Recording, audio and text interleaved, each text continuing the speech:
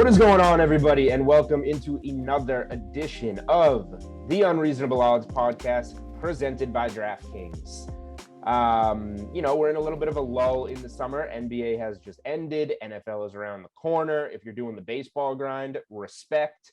If you're watching on YouTube, you may notice my co-host Steve Buchanan nowhere to be seen. It is just Julian Edlow, but we bring in a special guest today.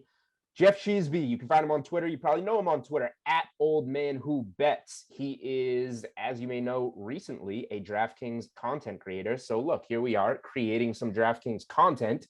And you can also find his work at the Action Network as a featured expert. Geoff, welcome into the Unreasonable Odds pod, man. Julian, great day for a great day, my man. Thanks for having me on.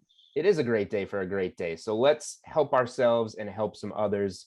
Hopefully make a little bit of coin. But before we get there, as we usually do with first-time guests, we are going to play a little game of Know You Better. So we like to start on high notes. This doesn't need to be, I don't need to know any numbers, any amounts. This doesn't even have to be the bet that won you the most money. Or it doesn't have to be the bet with the highest plus odds. You can interpret this as you will. Your favorite win of your sports betting career.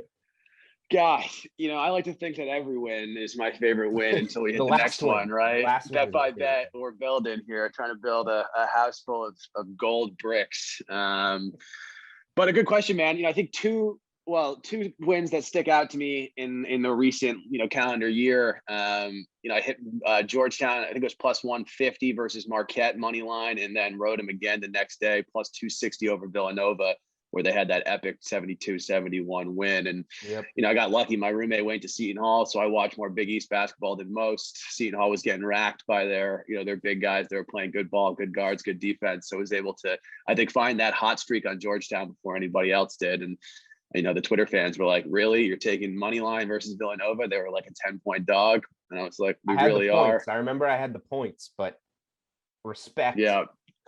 Fortune favors the brave on that front. So we let it ride and we hit there. And then I ended up fading them. And I think there was a game maybe in between those where I mistakenly faded, but I came back for the Big East finals and hit it. So that always feels good. Big plus underdog winner, which not something I do all that often. I try to stay on just spreads at minus 110, or if we're playing baseball, nothing, generally larger than minus 150.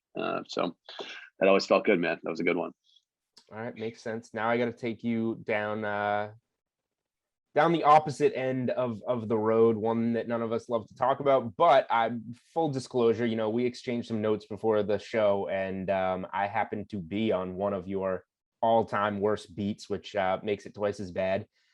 Your all-time worst beats, sir. Which one stands out to you the most? Yeah, Julian, I'll take you back to January 11th, 2020, an absolute bloodbath of a day for me. I pulled it up in Action Network and, it unlocked a piece of my brain that I think I had blacked out, but a nice 1-7 day, minus 6.09 units. That was 1-5 on college basketball, 0-2 on NFL. Just really brought my A game that day. But if the losing wasn't enough, the way that we lost this one was just uncanny. This is Syracuse versus UVA. I had the under at 114.5. The game was a disgusting effort of offense. Both teams shot their under 33%. And obviously it went over. The final score was 63-55, going over by 3.5 points. But that for sure does not tell the entire story here. The final score in regulation was 43 all. 86 points. Yeah, that's a 28-point cushion that we had for this under. So even when to overtime, I was like, whatever, right? Like, we're good. Of course, overtime is the place where both underdogs and unders go to die. But I said, all good. It's 5 minutes, not a worry in the world. Next thing you know, Buddy Boeheim, he has 5 points in regulation, 9 points in a 5-minute overtime, including a deep. This one was the one really stung. It was in the shot clock expiring fadeaway 3-pointer that went off the bank. And at that point, I was like, I'm done. But, you think about it, right? The final score in overtime here was 20-12. UVA and Cuse only scored 19 points in the second half. So then to come out and score 20 in 5 minutes of overtime. is just absolutely brutal. They hit 7 3-pointers in that 5-minute time frame. There was only 12 3-pointers hit in the 40 minutes of play. And then to top it off, we were still trending okay coming into the final minute. Cuse had blown it open. UVA was shooting terrible. And then these teams go off and score 12 points in the final 60 seconds to bust it. So I was already a little tilted, obviously, with a mediocre day. And then the one that I thought was a sure win with a 28-point cushion couldn't come home for me. So the gambling gods, the profit gods, I had somehow disrespected them, apparently. So I, said my prayers, had a nice little sacrifice that evening, and I think they bounced back ultimately. But it was that one for sure stung, man.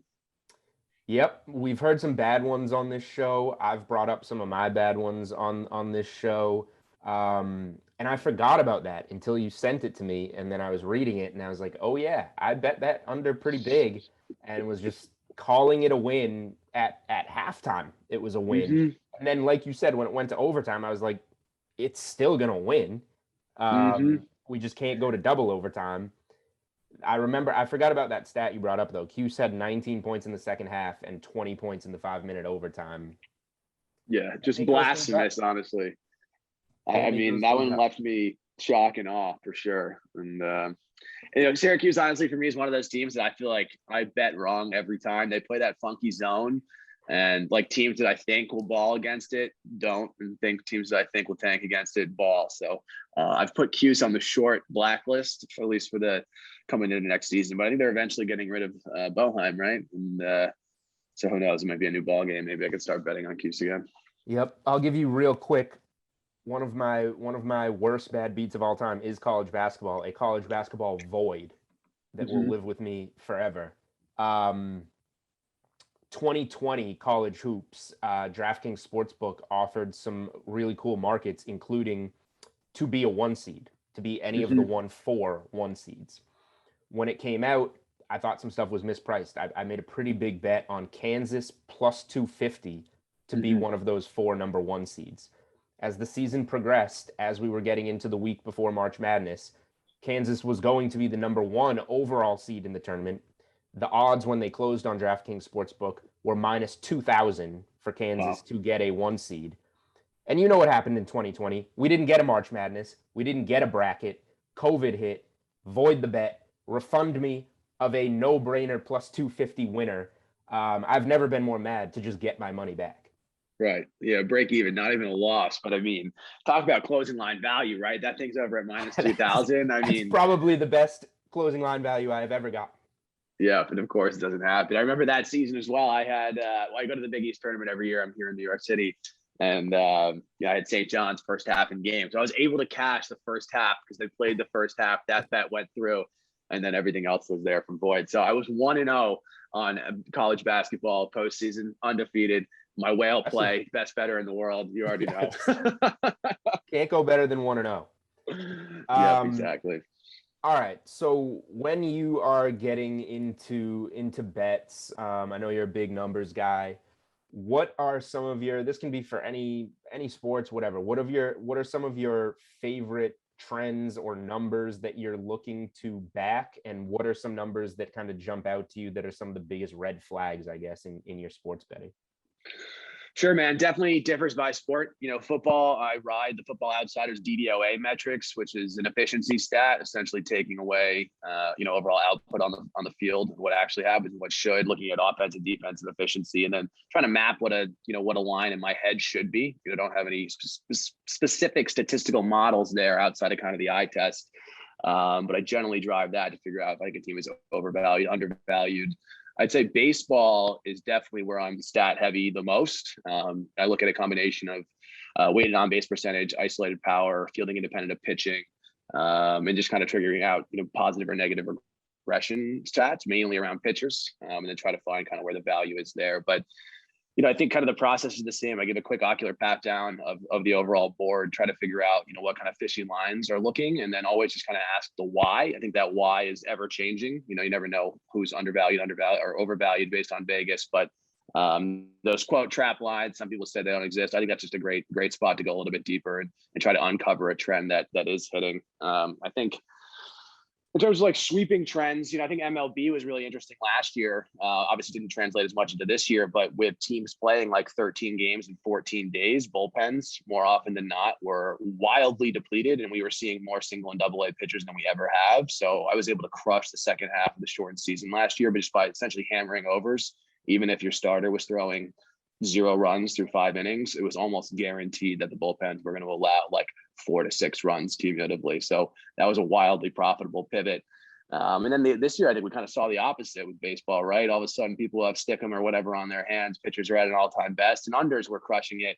So baseball has been kind of wildly inconsistent, especially then halfway through, right? We're looking at removing the sticky stuff. That was essentially like going back to day one for me. All the data that we already had on these pitchers was kind of null and void for individuals who are losing spin rates. So baseball, I think first half of the year, I kind of took my foot off the gas just to try to figure out where these pitchers are actually landing and what their actual numbers should be. And I think now that we've had about a month and a half of that, I'm reemerging into the baseball world, hopefully to absolutely crush it in the second half. I was going to say, we're in the second half, so it's your time to shine now, and you will be giving us an MLB play later in this show. So hopefully, as your Big East tournament, hopefully you can leave the Unreasonable Odds podcast a perfect 1-0. That would be nice. And just be the best bettor of all time. Hell yeah, bro. All right, last one here. Just general overall advice for, sports betting is really taken off, obviously. So many new bettors getting involved with so many states now becoming legal. Your best advice for new sports bettors? Obviously, we have, everybody says, the bankroll management, don't bet more than you can afford to lose and whatnot. But, in getting into it, I guess your number one thing, if you're going to leave people with one thing getting into sports betting. Yeah, I mean, I think bankroll management for sure is number one. But everybody says that. So number two, I would think something to the tune of understanding that this is not a get rich quick scheme. This is long and strong. The best bettors in the world are only generating 4, 5, 6% ROI. They're winning at 55%. So individuals who are touting 80% win rates are probably either on the heater of a lifetime or faking their numbers. So I think take it as one bet at a time, avoid parlays to the death. Anything more than a 2-team parlay is generally a losing proposition in terms of actual overall odds that the books are giving you. So, what I always try to say is just bet by bet, we build one unit at a time. We'll take our losses. We'll keep our heads straight. I think emotional intelligence and kind of just keeping calm during wins and losses is huge. So you don't chase on either side. And again, that always just rolls back to bankroll management. So stick to your guns, one unit at a time. Make sure those units are stuff that you're willing to lose because you have to pay rent at the end of the day, and losing that to some sports bets. I like to think of them as more short-term, high volatility investments. But nonetheless, just like you wouldn't blow your bankroll on a small cap biotech pharma company with a phase 2 clinical trial, probably shouldn't also then blow that on a second quarter bet in the NBA finals. Fair enough. And that transitions us nicely right into the NBA finals. We'll tie a quick bow here on NBA season. We're going to have like 3 months off from the NBA. The off seasons are different every off season now, just because of the COVID interruption and going into the bubble. And now the NBA will kind of get back on schedule. NBA draft is a week from us recording this, Thursday, July 22nd. So on Thursday, July 29th will be the NBA draft. Quick plug, Unreasonable Odds. Next week, we will have Jeff Goodman on the podcast breaking down some NBA draft stuff. I will have an NBA draft props best bet article up on the DraftKings playbook. So our last little drop of NBA action until October, really, other than diving into futures. This was transparency. Here's the thing that's big for, I guess, new bettors. Making sure that you're transparent, making sure the people that you follow and tail and bet with are transparent. I'll be transparent. This was my worst NBA postseason ever since I've started publicly releasing plays and, writing articles and whatnot. Nothing was as it seemed. Everybody got injured. The Suns could have fallen out in the first round if Anthony Davis doesn't get injured. The Bucks could have gotten knocked out by the Nets if Kevin Durant wore smaller shoes. It was a crazy postseason, not my favorite one. There were some highs, but there were more lows. Nets to win the East was one of my biggest NBA bets. that I've ever made. But just in the end, for the NBA season, impossible as a basketball fan not to be happy for Giannis. In my opinion, I was on the Suns to win game one and to win the series, double result, to get that price down to a -110. Felt pretty good about it, up 2-0. As many things in this NBA postseason didn't work out for me. But that game from Giannis, that was a legacy game from Giannis in game 6, one of the best clinchers I've ever seen. So happy for the Bucks, happy to take some time off from NBA outside of the draft, and we'll be ready to get back into it. I think the regular season is so much better to bet than the postseason because I like betting player props, and nothing is more crazy than load management in the NBA and just sneaking in a quick prop when whatever, just the classic ones. Kawhi Leonard ruled out right before tip. Give me some Paul George overs. I'm not smart. I'm just getting a bet in very quick that is mispriced because of that news. But anyway, yeah, I'm ready to tie a bow on NBA. Before we get to some real stuff, some real bets. Any thoughts on the NBA season that you wanna share? Yeah, man. I mean, I love that quote. You're not smart, you're opportunistic. That's half the fight. Timing it well and being aware of that. And of course, I'm sure you're selling yourself short a little bit on the intelligence, but neither here nor there. I don't know anything. I could not pick a winner for my life. I cannot pick a side for my life in the NBA playoffs. Yeah, I mean, the playoffs are tough though, man. Across all sports, right? Those are the sharpest lines with the most bets. And Vegas is bringing it. They've got a whole 82 game season behind them of data to be making these lines off of. Right. I thought the basketball season in general was amazing this year. Some more parity than we've had in a decade. The first finals that we haven't had that included Steph or LeBron in literally 10 years, which was great. Of course, Giannis with a 50 bomb to close us out here. If it was 49 or 51, wouldn't have been as good of a Chick-fil-A order. So I think he missed that free throw on purpose. Exactly. But candidly, I'm here in New York. I'm a huge Knicks fan. I was at game 2, the only playoff game we've won in a decade. Of course, we celebrated a little too hard afterwards. We got a lot of flack for it, but man, were we pumped. So I'm excited for the parity. I'm hoping Dame Lillard comes our way. I think we're plus 200 on him hitting. I'm not sure where that line exists, but I saw it somewhere on social media. So the best odds, of course, what does that mean? It's all speculation. But and I'm also grateful, honestly, for the Olympic basketball coming up.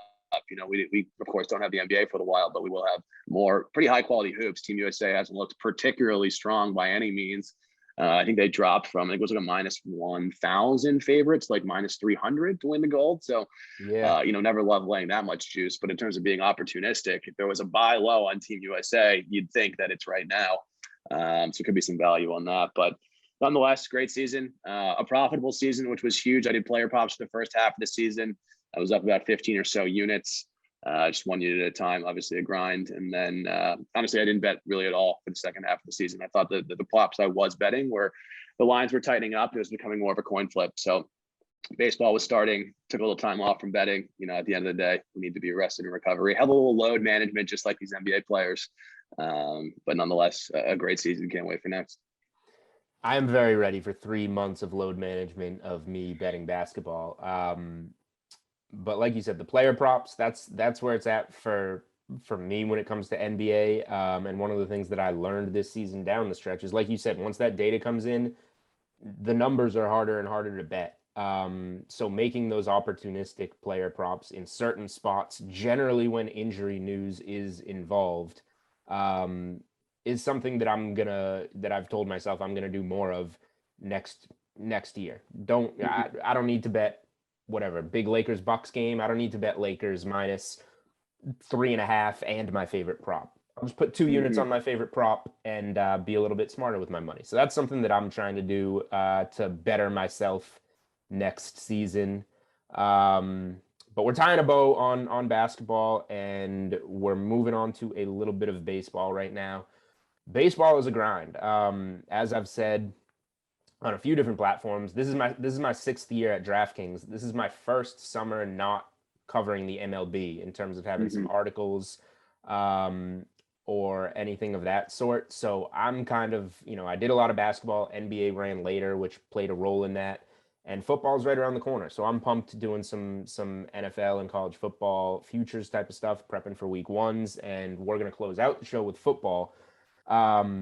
But for MLB, before we get into any specific plays, what are kind of the, like you said, you want to check out the whole board, look for some potential value. What are some of the biggest things you think this season, a weird season once again, with the sticky stuff rule coming into play in the middle of the season? What are some of the biggest things that you're keeping an eye out for when you're just opening up the board and going through where some value could be on a baseball card? Yeah, I mean, quick ocular pat down on the board is always a juxtaposition of the line versus overall records. If a team is 50-20 versus a team that's 35-35 and it's -110 both ways, I think a lot of people look at that and say, wow, such good value on that amazing team. But Vegas doesn't give out free money. That's when we go in and go a little bit deeper on the why. So Who's I kind of pitching? combo that. Yeah, exactly. Which scrub got called up from AAA and is pitching for the Astros against the Royals? Yeah, exactly, man. So that's kind of where I start and pick and choose my spots. Time is finite. A lot of us don't do betting professionally. Some of us do. They've got all the time in the world to cap. But if you have a full-time job doing anything else, it's hard to go through 15 games a day sometimes. So that's where I kind of pick and choose my spots. And then from there, I'll find pitcher matchups, et cetera, that I like or not like. And then we'll only whittle there. I think once I start reaching beyond that is when things start to go awry a little bit. So I try to be very disciplined on that front. And I think MLB betting in general, you already said it, right? Totally a grind. I think a good perspective to think about it is with 162 games versus the NFL of 16, now 17 games. But that's essentially the equivalent of 10 MLB games is the equivalent to one football game. So if a team could lose 4 in a row or 3 in a row, call it, that's essentially only losing the first quarter of an NFL game. So it's like one of those things where these trends can happen where a team will lose 3 and then they'll win the next 9. Look at the Yankees. They're 9-2 in their last 11 after tanking for quite some time. And now they're turning it around. So I feel like you can find some of these more sustainable winning trends and kind of ride that momentum over a longer sample size than you can in the NFL, right? Most people aren't betting on the first quarter because of the wild variance, but over a 10-game sample size with MLB, you can find those spots and pick and choose them. So that perspective, I think, is super, super helpful, especially when you do have a 5-10 game losing streak as a bettor. It's like I still have 1,000 more games I'm going to be betting this season. We're not going to lose sleep over this little small sample size. Exactly. All right. Before we get into any plays, I guess I'll give you the floor. Is there anything else in terms of MLB? Because I'm not trying to wrap my head too hard around the MLB season. Is there anything going on right now that you want to talk about that you think presents value or is a trend to keep an eye on going forward or anything like that in baseball? Yeah, man. I think with the the declining spin rates, I think these pitchers are figuring it out. But it seems like where unders were supreme the first half of the season, there's a little bit more availability to overs. So I'm always looking at kind of the juxtaposition between a full game line and a first 5 line. Good example we're going to talk about in a second here is the Braves are -150 first 5, -130 on the game. And that's like, okay, they like the starter, they like the bullpen less. So that's where I'd go deeper on bullpen ERA, bullpen expected, fielding independent of pitching, FIP, and things along those lines to help craft that narrative. I think the lines can really help you, once you understand why they are a certain way, hone in on what needs to be answered. And in that game like this, it's going to be the bullpen. So it's one of those things that there's so many pieces of data. I would encourage everybody, and I can give a quick rundown of some of the stats I look at and why they're important. But baseball is a game that it does make sense statistically. At the end of a season, more often than not, a guy on the back of his baseball card is going to have a stat line that reflects that. So it's one of those things that you can identify where outliers exist and then fade those outliers or ride them, depending on if it's a regression or improvement, which is huge with pitchers. So I always look for that juxtaposition between first 5 and full game, and then try to figure out kind of where the line strength is and then bet it accordingly. All right. This is the big moment. At Old Man Who Bets coming on the Unreasonable Odds podcast, putting his reputation on the line, giving out an MLB play. This is all or nothing for your entire reputation. One play on Thursday, January 22nd. No, I'm just kidding. But yeah, you got to play for us. You're coming on Thursday, July 22nd, MLB card. What do you got for us, man? Yeah, man, I'm looking at Atlanta here. Braves are again -130. I like first 5 as well at -150. So again, my strategy here, I'm always overvaluing starting pitching as a place to start. And I look at matchup data specifically before looking at their season trends. So we've got more Charlie Morton on the mound versus Matt Moore tonight. In terms of pitching plate appearances, in terms of the matchup, both of these are pretty statistically significant. Matt Moore has 63 plate appearances against this Brave team, and Morton has 153. So that makes me feel good. That gives me more confidence in the data that it is actually representing an output that we can trust. So I start with weighted on base percentage from dailybaseball.data.com. Weighted on base percentage is a pretty simple concept here. Not all hits are created equal. A batting average assumes that they are. So it helps quantify whether or not these pitchers are giving up more extra base hits, more home runs, etc. So league average is at 320. Anything over that means that they're underperforming. Anything under that means that they're overperforming. And what we see right off the bat is Charlie Morton at 302, just better than league average. Matt Moore at 346. A decent sized, 25 points worse than league average. So right there, already a lean towards the Braves. Looking at expected weighted on base percentage from Baseball Savant, we see an even larger delta there. Charlie Morton at 270 versus Matt Moore at 386. So that would indicate that Morton's actually been underperforming against this Phillies lineup, and Moore has been slightly overperforming. So again, another stat we love if we're backing the Braves. Moving right along here. I know this is data heavy, but this is the process. This is how we find our picks. Next up, I'm looking at isolated power, or ISO. ISO is a measure of a hitter's raw power and essentially tells you how often they hit extra base hits. So with weighted on base percentage can give a pretty nice picture of how these players perform. League average is about 140 on this, and same thing with pitchers, right? Anything above that means they give up a lot of home runs, a lot of doubles, whatever it might be. Anything below that, very good. So here we're looking at Charlie Morton at 0.095, well below the league average, meaning he's limiting how many extra base hits he's giving. And our guy, Matt Moore, he's at 231. Elite hitters are usually hitting an ISO of over 200. So at 231 means he's given up a lot of big hits, which again, we love when the Braves are minus 130 on that stat. And last but not least, on the matchup side of things, we're looking at FIP, which stands for fielding independent of pitching. Essentially, it's measuring what a player's ERA would look like over a set amount of time if the pitcher were to have league average results on the balls in play, rather than with the actual outcomes of the game. So it takes out a little of the variance, a little of the lucky hits, the errors, things along those lines. It puts out a number of based on the league average, which is a good indicator of like where they should be. So here we're seeing Morton at 317, a very, very strong number. We're seeing Matt Moore here at 4.90, not inspiring in the least. So all the matchup data is heavily favoring the Braves here, which I love, kind of reinforcing that that Braves minus 130 bet. Does that make sense? Ladies and gentlemen, that is exactly why I say that baseball is for nerds. That's a lot of numbers right there. I mean, first of all, a million, you just gave me a million numbers to favor the Braves. Braves money line is an official Unreasonable Odds podcast play, so I'm going to be on it. But yeah, I got to introduce you to the rest of our guys at DraftKings. Steve Buchanan, Tim Finnegan, Gary and Thorne, all of our baseball nerds. They're going to love that clip. They're going to love that clip of numbers. Good stuff, man. We could dive into season stats as well. That's like the first matchup, right? We want to look at matchup, then we want to look at actual pitcher performance, because matchup data, both of these guys have been pitching for more than 10 years in the league. So do you want to get to 2021? All right, fair enough.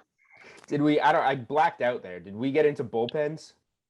Not yet, man. Long story short here is that Morton is performing well this year. Matt Moore hasn't had under a 5 ERA in the last 3 years, and he's been on 4 teams. It's not good. But bullpens, both are very, very, very average. We've got Philadelphia here 22nd in the league and Atlanta at 21st. So a bit of a wash. But one stat, Julian, that I do think is important here is Matt Moore's home runs per game is at 1.75. Atlanta is number 5th in the league in terms of home runs per game. So going back to that isolated power, going back to that weighted on base percentage, Matt Moore giving up extra base hits. The Braves love extra base hits. So I think that's a really nice matchup there. And then on the Charlie Morton side of things, he's been nasty on the road, a 2.83 ERA versus a 4.24 at home. And the biggest difference there has been how many home runs that he's given up. So love to see that as well as an on the road pitcher here. All right. This isn't even pushback. I guess this is just a thought. The only thing that I'm going to say here is a casual baseball bettor.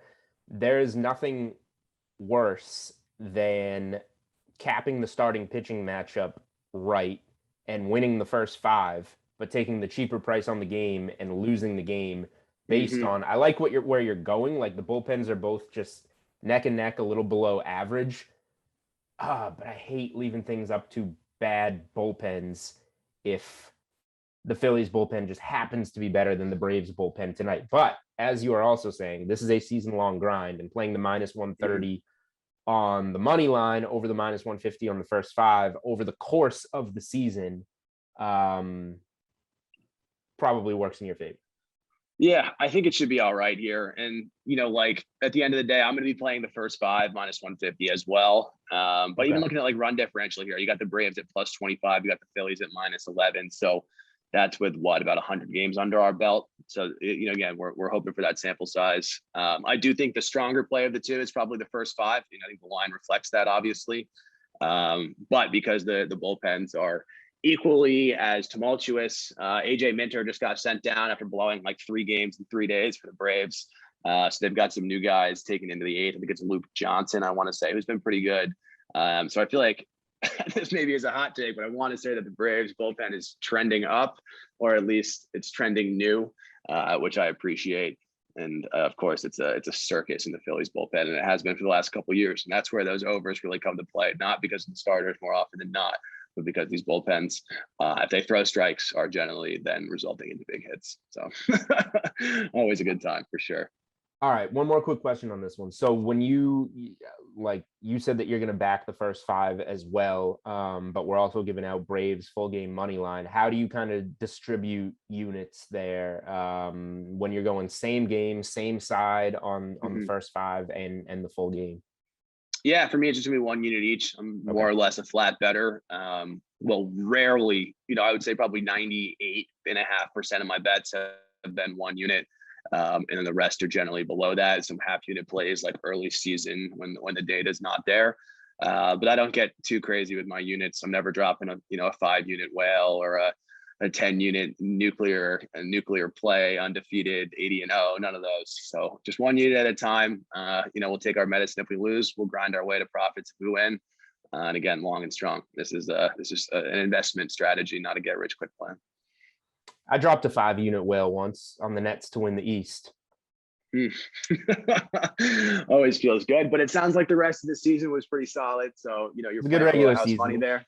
It was a good regular season. We had it in the bankroll. I was supremely confident, and injuries took me down, and I'm sticking to that. Yeah, I mean, 100%, especially with the Nets, man. You can look at the other ones, but and Durant's foot's not on. Now I am complaining about my bet. Durant's foot's not on the line. You get the Hawks in the Eastern Conference Finals with Harden getting healthier, maybe Kyrie coming back. That one's never going to sit well with me. Okay, we're going to move on to football. 50 days to football, I think? Is it 49? Very close. It's very 49. Close. I'm going to give out a college football play a little bit later, college football future. I'll have an article for it on the DraftKings playbook. I'm getting this one out a little earlier than I expected to, because I think it's going to move, and DraftKings has the best price by far in the industry right now. But we will get to that after. We're going to start with some NFL. Looking towards the future, I know you like a couple of division bets here. This is just kind of open-ended. Feel free to talk about those divisions that you like, and if you got any win totals to make miss playoffs, the floor is yours, and I'll get into it after. Awesome, man. Yeah, I mean, candidly, I haven't done my NFL deep dive too much. I've locked in 2 bets. One was with my heart and on the opportunistic side of things, and the other is a little bit more data driven. So we'll start with the heart. I locked in the Patriots plus 350. I'm a Patriots fan. As soon as the news that we signed Jonnu Smith and Hunter Henry came in, just went in and locked that. Long story short, I don't think Cam Newton was necessarily the issue. If you look at their points per play in the last year with Brady and the last year with Cam, it only moved by about 0.1, because neither of them were throwing to any names that are even worth mentioning on this podcast. It'd almost be disrespectful to the podcast, I think, to even bring up some of those targets. So I think the X factor there is going to be their defense, but I think their offense is wildly improved. It's a tough division, but that line did move about 15 minutes after locking that in.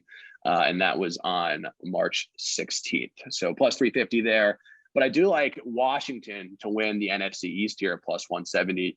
I locked that in on June 27th. And this starts with the defense here. I look at DVOA. which stands for defense adjusted value over average, essentially looking at net results versus the rest of the league.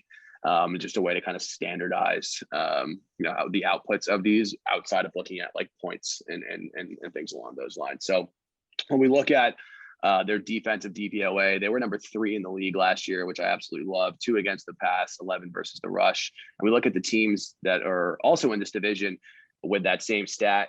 Dallas was 23rd, the Giants were 19th, and Philly was 15th. So 2 to 23, 2 to 19, 2 to 15, I think rather large deltas here, and something that we can capitalize on, especially when they're not the favorites to win the division. Looking at the offensive side of things, I think there's a lot of question marks coming into this league, obviously, or this division. Obviously, Dak is back. They're going to be the offense to beat. We are seeing, I think, wildly improved offenses from the other 3 teams. Washington was number 32 in offensive DVOA last year, but they were 14th in rushing DVOA specifically. So they did run the ball pretty well. Of course, now they have Ryan Fitzpatrick, the absolute gunslinger. I think that passing game can only go up. That passing game can only go up. Yeah, and they added Curtis Samuel, which is good. They've got Scary Terry, they've got Chris Sims. They've got a pretty good squad there, which I think is going to go over pretty well. And people love to hate on Fitz, but he said literally a week ago that this is the best team he's ever had as being, quote, the guy, which you appreciate. And the last 3 years, he has thrown 50 TDs to 33 interceptions. Perhaps not elite, but certainly could be a whole lot worse. So I think the question comes here in terms of overall offense. We look at the other teams in the league. Dallas was 24th. Of course, Dak coming back is an absolute game changer. The Giants were 26th. Saquon's coming back. They signed Kenny Golladay. They're going to be better as well. Can Danny Jones do it? I don't know. And then Philly was 28th, but they made some improvements as well. We'll have Hurts in his second season. So all of those things are question marks, but I just think even when the offense is improving, I think that the Washington offense is going to be improved enough where their defense is going to be the X factor. Even with, the abysmal offense that they had last year, they were the only team in the division to have a positive point differential, +6. The Giants were -77. The Cowboys were -78. And the Eagles were -84. So with the class there. yeah, what a mediocre division front to back. But nonetheless, I think we can use the wild card game as a pretty good proxy of what we should expect from Washington this year. They obviously lose to Tampa Bay, Super Bowl champions, by 8 points with Heineke at the helm. I think Fitzpatrick is a big-time upgrade there, and the defense isn't going to get any worse. So if they're contending with the Tampa Bay Bucks, I think they're going to be able to do better than simply contend with the rest of the NFC East. And at +170, it felt like a reasonable odds. I don't think necessarily value by any means, but I thought it was a good play. There we go. A lot of numbers behind Washington for the division there. I like it. I believe we're sitting at +200 right now on DK Sportsbook. Okay, even better. Love so that. There you go. Great number on Washington for the division. I didn't know you were a Pats fan, man. Where are you from? Born in Grand Rapids, lived in Sherburne, Massachusetts until I was 4 years old, and then spent my coherent years in New Jersey. So long story short, I, on paper, am the biggest front runner on the planet, being a Patriots, Yankees, Rangers, Knicks fan, but the Rangers and the Knicks are trash. So it balances out. All right. I'm a Pats fan myself. I was a Tampa Bay fan last year. I'll always root for Brady, that's for sure. And man, were they fun to watch. And they brought back all 22 starters the first time ever in Super Bowl era after winning a Super Bowl. Woo! Okay, so that's a good transition. I was a Bucs fan last year because I got in on those Tampa futures when the Brady news was creeping in, but we still had the Jameis numbers on the books. Mm-hmm. So over 8.5 wins, +3,000 Super Bowl, +1,400 or something NFC. That worked out great. They're now like +300 to win the NFC. Mm-hmm. So not much value there. But like you just said, the first team in the salary cap era to return all 22 starters from a Super Bowl team. This team needed adjustments, 7-5, and then boom, done from there. And no turning back. With a shortened preseason, right? They had no time to really gel as a unit. And then combo the fact that Tom Brady has a career cover rate of like 58%. I mean, what's not to like? Profits and swagger. Yeah. Check and check. So for me, I don't, you're giving out some plus money division bets there. Do you hate, and I know you just said in baseball, you would go up to maybe like minus 150 with what you're laying.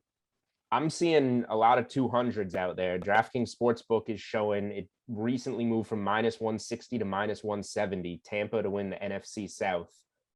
I don't hate laying that juice. I will take minus 170 on the Bucks to win that division. Sam Darnold and the Panthers aren't going to do it. Mm-hmm. Is there some sharp money on Atlanta over 7.5?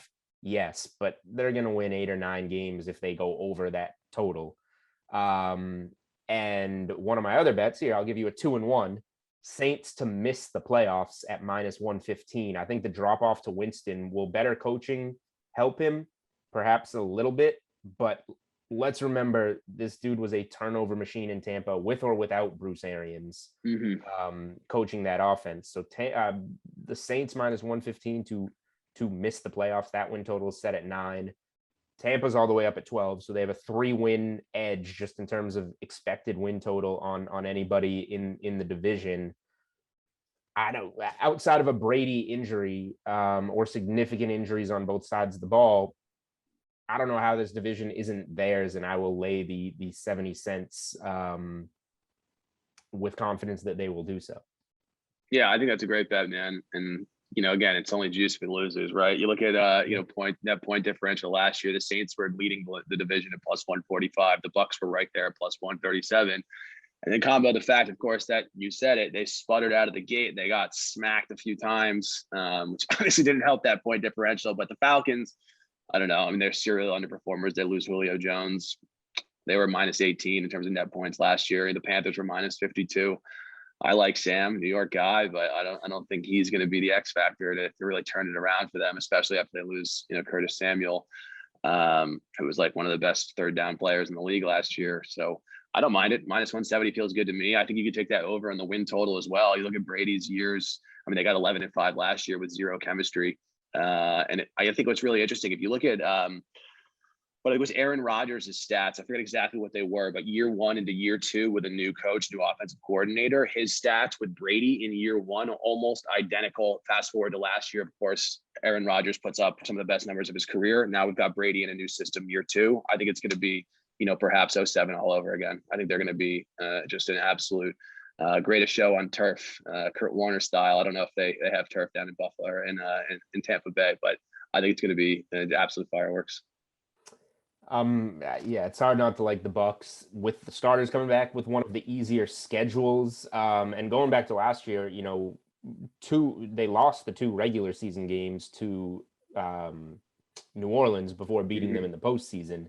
I don't think that's going to be any worse than a split, and maybe even a 2-0 for Tampa this time around with the experience and with the quarterback change, whichever way it may be. I mentioned the Jameis turnovers, and if it's Taysom Hill, then I'm just not afraid of him carving up defenses long term as a quarterback, really. So I feel good about backing Tampa in a lot of different ways, and at the same time, I'm shorting New Orleans, I guess there.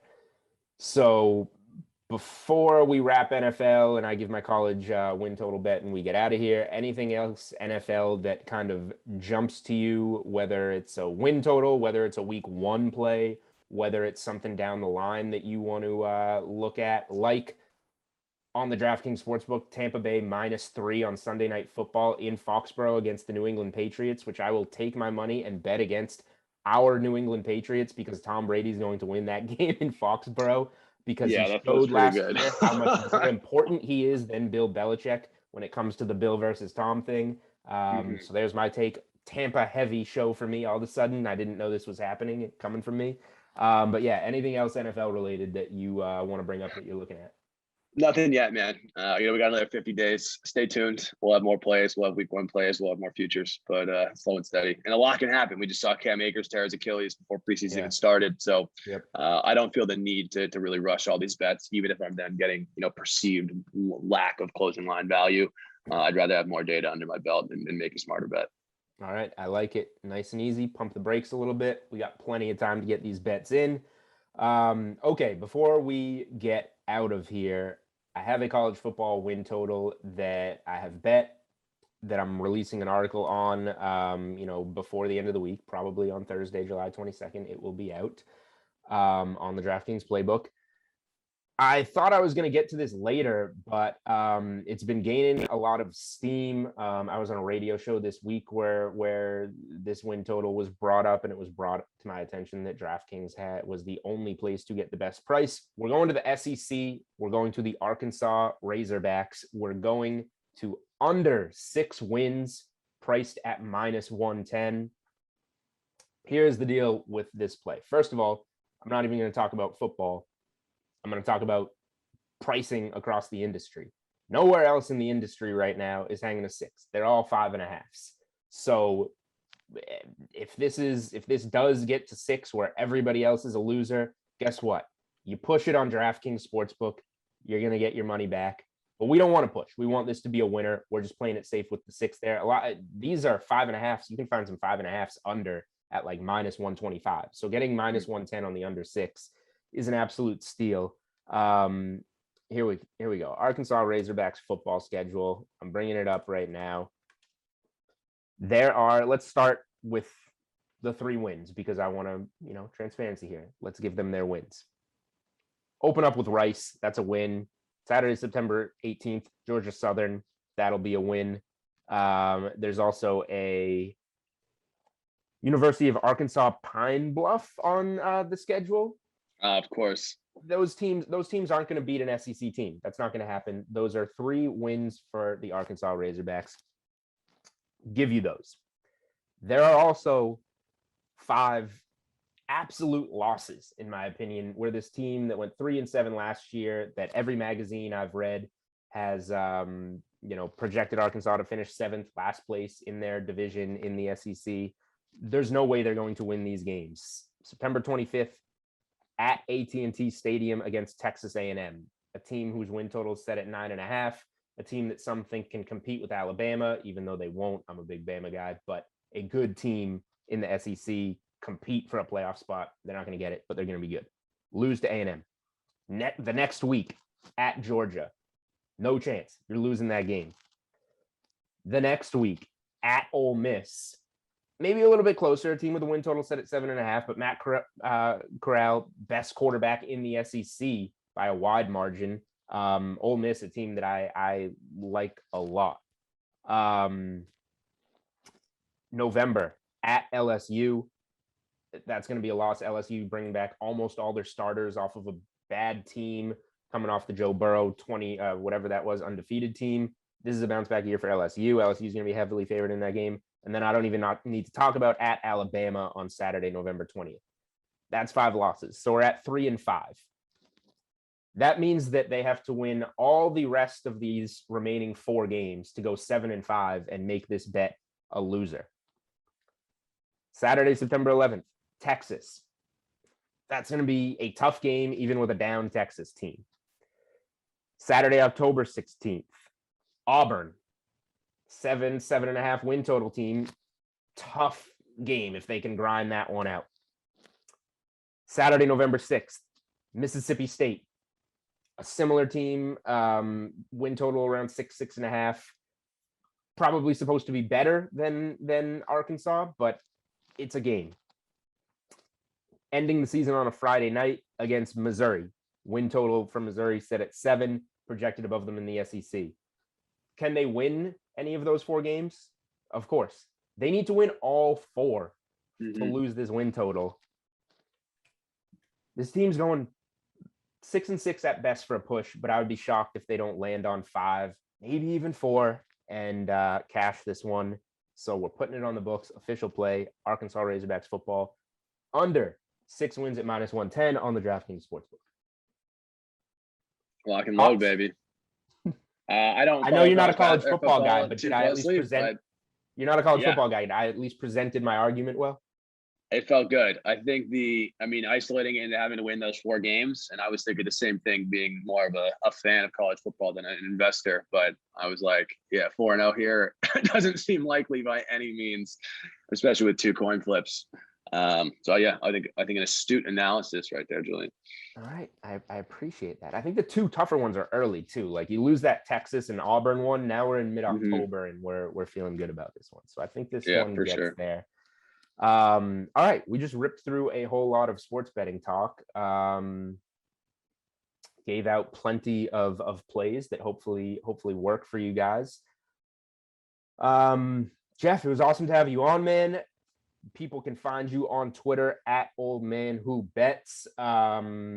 Looking forward to obviously at DraftKings seeing some of your content come through and hopefully working together a little bit. Thank you for coming on the Unreasonable Odds podcast, man. Let me know if anything else that you want to share with the people before we get out of here.